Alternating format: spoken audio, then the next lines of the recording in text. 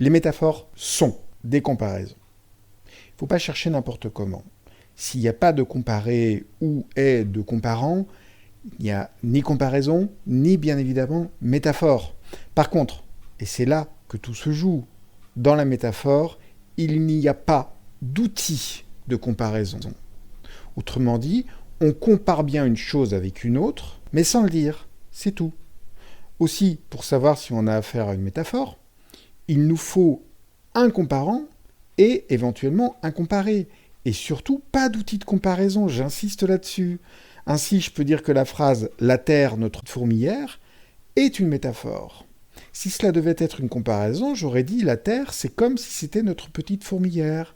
L'avantage de la métaphore, c'est qu'elle donne plus de place à l'imagination pour le lecteur ou l'auditeur, là où la comparaison permet d'identifier un sujet à un autre de manière un peu plus terre à terre. Bon, quelques exemples, évidemment. La mer, miroir à peine troublé par le vent. Je suis un vieux boudoir plein de roses fanées, ça c'est Baudelaire qui nous le dit, dans Spleen, des fleurs du mal. L'hiver est glace, l'été est feu ici, il n'y a jamais de saison pour être mieux. Un autre poète, Jean-Jacques Goldman, dans Envole-moi.